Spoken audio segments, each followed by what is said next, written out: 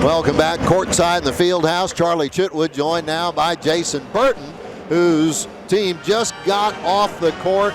And what a W you pick up over A&M-International. The Dust Devils came in a little bit banged up. You sent them out here not feeling a whole lot better.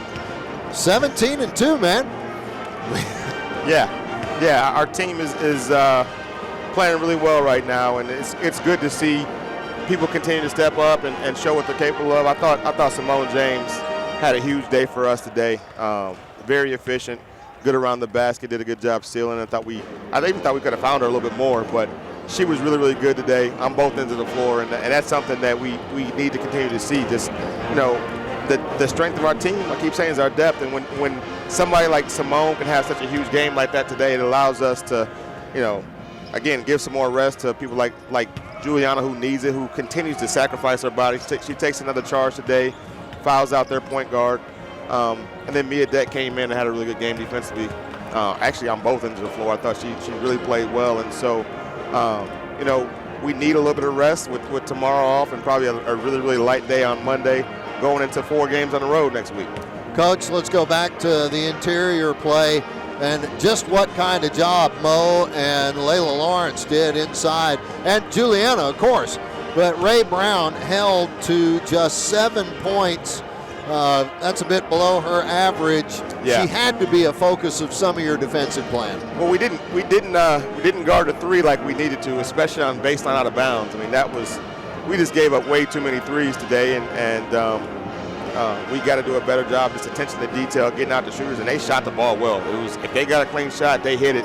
But we did a really good job on Ray Brown. That was a heavy emphasis. She's averaging close to 17 points a game for them, and just how effective she is around the basket. We want, like we talked about it, we want to crowd her and make it difficult for her to score.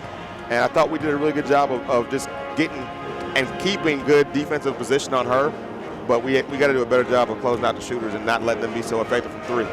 Mia Deck, this might be, it may not be her highest scoring game, but certainly it is against a Lone Star Conference opponent. Yeah. And that's always kind of a different category, and one that's a step up above, say, Sagu. Yeah, and she, 4 steals defensively. You look at this game with her having 4 steals. Last game, Shania had 5 steals, and you're seeing just the defensive presence from our backcourt has been really, really good, except for guarding the 3 today. But she's really making it tough on guards. And I think when you look at our lineups and how well Deani and Asia are playing on the ball, and Shania are playing on the ball, and then you sub and you go to the bench and you bring in Dorian and Mia, guards really have to come to play. We forced 10 turnovers against their point guard today. Like the stat, as a coach, you never want to look up and see your point guard having 10 turnovers. But the fact that we forced 27 turnovers, it really tells you, the team that we can be defensively. Obviously, keep harping on it. We got to close out to the 3 better. But to force 27 turnovers, and it really allows us to get easy baskets.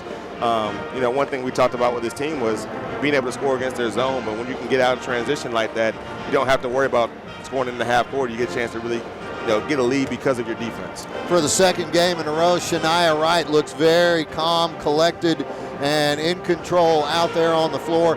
8 points, but she does so much more than score.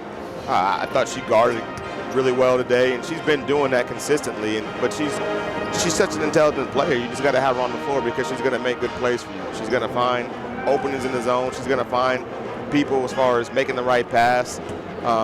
But she's a leader out there as well, and just a glue piece, man. You can't talk about how much Shania Wright and Juliana mean to us as being on the floor. The glue they bring, the experience they bring, and they're always calm, in pressure situations. And so she's been Mrs. Consistent for us. They call her that in the locker room just now. We're gonna continue to enjoy those 2 while we have them. All right, Desiree Colonel, 5 out of 6 shooting, one of her better shooting performances of late, 11 points, but she did plenty on defense as well. Yeah, she's somebody that's getting better defensively, and that's something that we need. We talked about how good our backcourt has been defensively, and we've been challenging our bigs to be better outside of Juliana, to really be better. And I thought we got that today. And we just got to get her back on the boards. She's floating a little bit on the perimeter, and we need her because she's such a weapon on the boards. She's been one of the top rebounders in the LSC But recently she's floated a little bit. So she had a huge board though in the second half, offensive rebound off of a Simone James miss that she put back in. It was an and one, and that's she can do that all the time. And so it's good to see her have another efficient game, being 5 of 6. She's such a, when she gets the ball in the paint, she can be such a beast and so hard to guard because she's so versatile.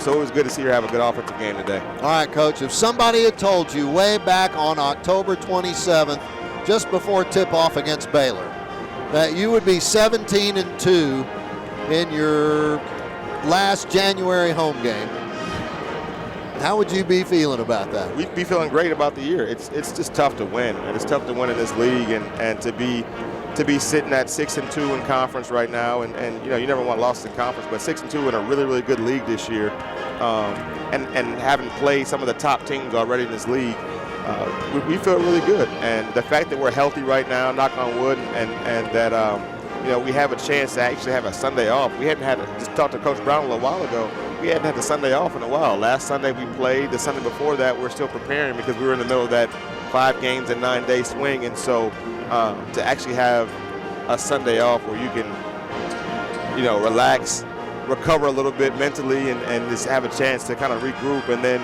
get back to work.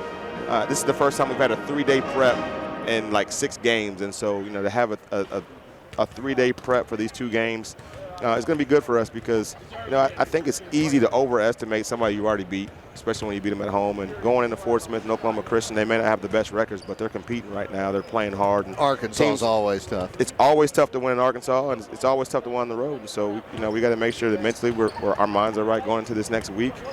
We got to get those 2 wins before we turn around and play at Cameron and at Tyler, who are both playing really well right now.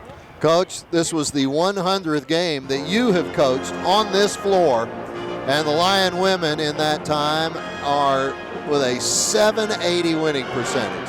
What's that mean to you?